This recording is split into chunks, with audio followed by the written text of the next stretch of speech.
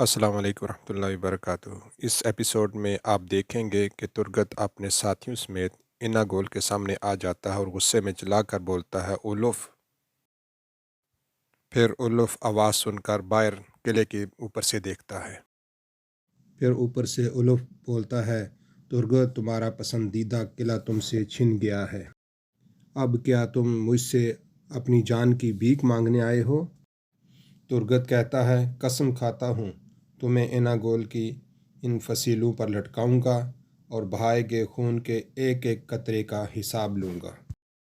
उलुफ कहता है, तुम कुछ नहीं कर सकते। ताकत है तो कम करो हमला मुझ पर। इन फसीलों के साए में जान तुम्हारी जाएगी तुर्गत। फिर तुर्गत कहता है, तुम हमें शहादत से डरने वाला समझते हो?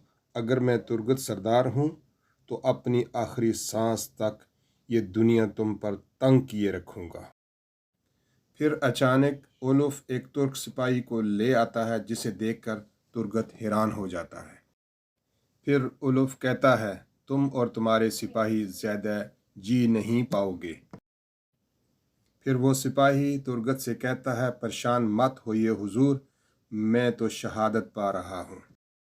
फिर तुर्गत कहता है, ऐसा मत करो उलुफ, आओ यहीं हिसाब किताब कर लेते हैं, प्लीज़ ऐसा मत करो।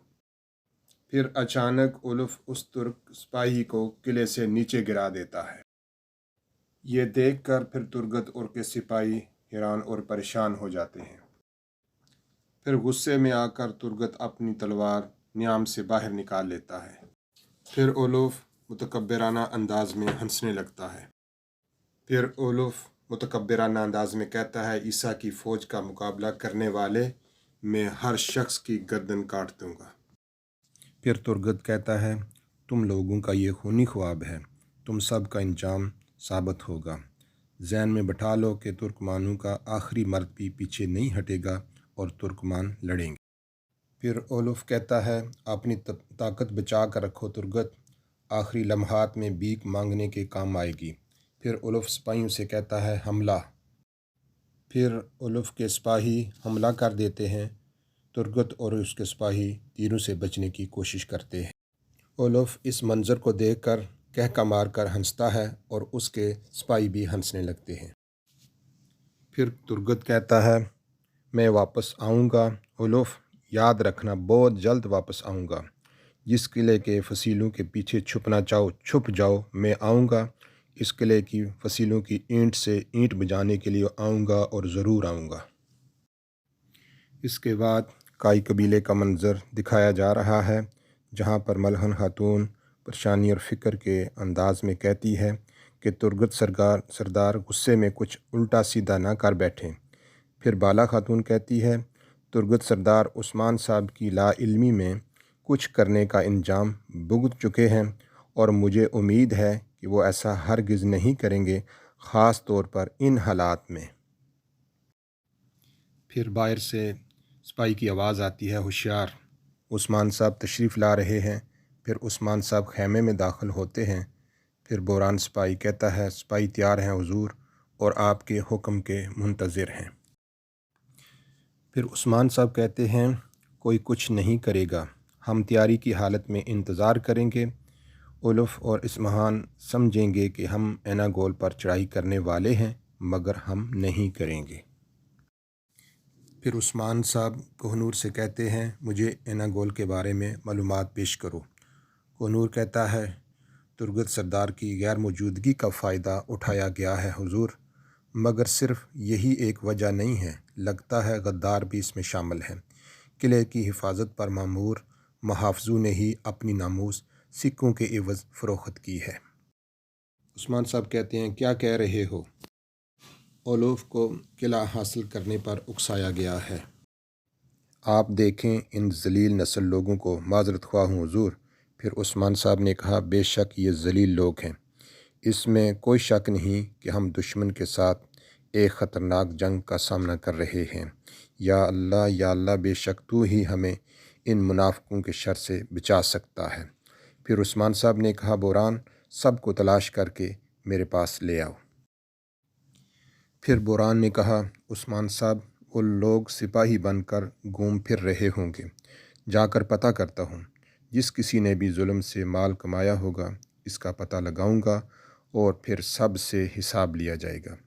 پھر بران نے کہا حضور آپ کے خیال میں الوف اور اسمہان ساتھ مل کر حرکت میں آئے ہیں کیا؟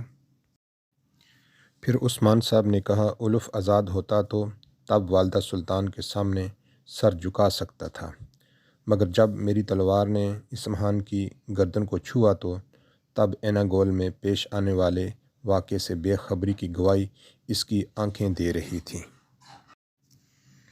پھر عثمان صاحب نے کہا کسی نے اس کا ساتھ دیا ہو یا نہ دیا ہو دونوں صورتوں میں انجام ایک ہی ہوگا۔ پھر بالا خاتون نے کہا آپ کیا کرنے والے ہیں عثمان صاحب؟ اجازت ہے حضور۔ ایک سپاہی نے اندر داخل ہونے کی اجازت چاہی۔ آ جائیں اندر۔ سپاہی نے کہا حضور شامل نے کونیا سے خبر بھیجی ہے۔ پھر عثمان صاحب مکتوب پڑھتے ہیں اور کہتے ہیں نائمان اپنی فوج کے ساتھ کونیا پہنچ چکا ہے۔ پھر الوف کہتا ہے عظیم عیسیٰ کے خاص دستے ایناگول میں ہوشیار رہیں، ترگت عثمان کے ساتھ ہمارے دروازے پر دستک دے گا۔ پھر ایک سپاہی نے کہا اگر ترگت نے حملہ نہ کیا تو ترگت غصے میں پاگل ہو چکا ہوگا، وہ یقیناً حملہ کرے گا۔ اگر انہوں نے حملہ نہ کیا تو پھر ہم حملہ کریں گے۔ اسمہ خان ایک سپاہی نے پوچھا اسے کیا کہیں گے اس حوالے سے؟ اسمیہ خان الوف سوچ میں پڑ گیا۔ پھر اچانک سلجوق سپاہی اندر آ جاتے ہیں۔ ٹھہرو، الوف اپنے سپاہیوں سے کہتا ہے۔ پھر اسمیہ خان اندر آ کر کہتی ہے الوف میرے حکم کے بغیر تمہیں حرکت میں آنے کی جرت کیسے ہوئی؟ پھر الوف کہتا ہے والدہ سلطان میں آپ کے ہی انتظار میں تھا۔ والدہ سلطان نے کہا کیا اپنی موت کے منتظر تھے؟ تم اس گستاخی کی سزا پاؤ گے۔ الوف نے کہا سزا پانے والا میں نہیں ہوں، کانتاکوس زینوس اور میرے آدمیوں کا بہنے والا خون سزا پا چکے ہیں۔ اپنے سامنے نہ جھکنے والے کا میں سر کچل دوں گا اور ایسا کرتا چلا جاؤں گا، اور ایناگول تو بس ابتدا ہے، اور عثمان کے پاس جو کچھ ہے وہ سب چھین لوں گا آپ کے لیے، یہ تخت آپ کا ہے والدہ سلطان۔ پھر عثمان صاحب کچھ سوچ بچار کر کہتے ہیں نائمان پہلے کچھ آرام کرے گا پھر پوری تیاری کے ساتھ ہم پر حملہ کرے گا۔ پھر بالا خاتون نے پوچھا عثمان صاحب اس کی فوج کتنے افراد پر مشتمل ہے؟ عثمان صاحب نے کہا بہت ساری کو تو ہم تباہ کر چکے ہیں لیکن ابھی بھی تقریباً 40,000 کے قریب ہے۔ پھر خیمے کا اندرونی منظر دکھایا جاتا ہے، سب لوگ سوچ و بچار کر رہے ہیں۔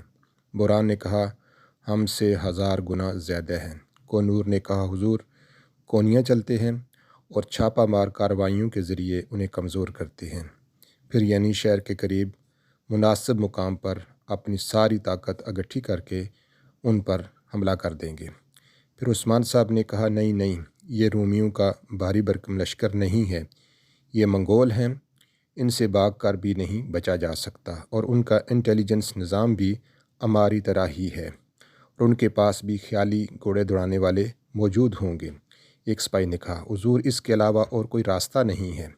عثمان صاحب نے کہا نہیں، راستہ تو موجود ہے، ہم تو بھٹکے ہوں کو راہ دکھاتے ہیں اور ہمارا مقصد ایک ہی ہے، مگر ہم ان سے الگ ہیں، ہمارے دل اللہ کی مہربانی اور ایمان کے نور سے منور ہیں۔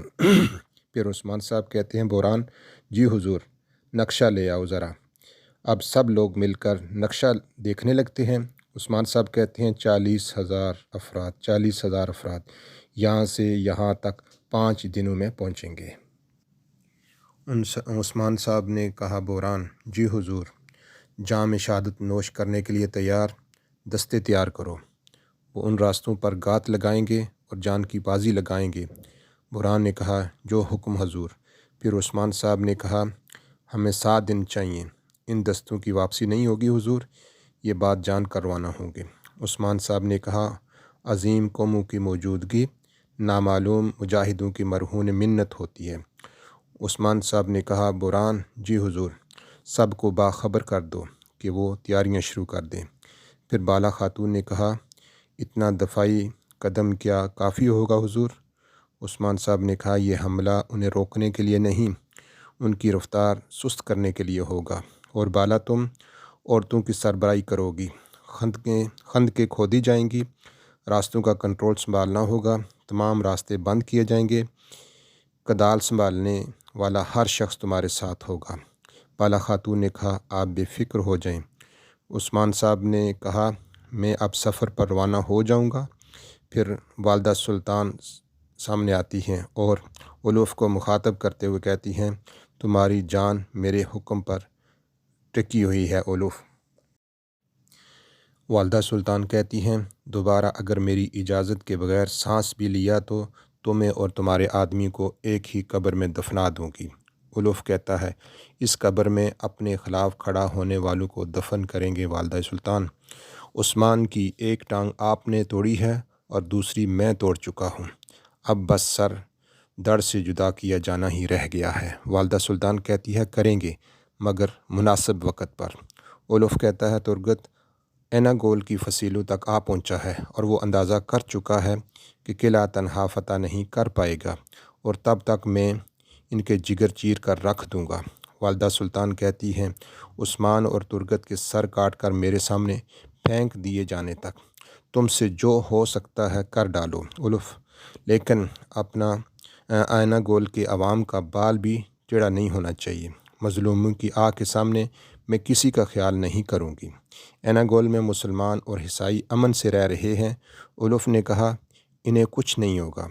سلطانہ من یہ کیا طریقہ ہے آؤ جی صاحب بتانے آیا ہوں، نائمان کی فوج کونیا تک پہنچ چکی ہے سلطانہ، اس کے ہر قدم سے مجھے باخبر رکھو۔ ابھی میں جا رہی ہوں اولوف۔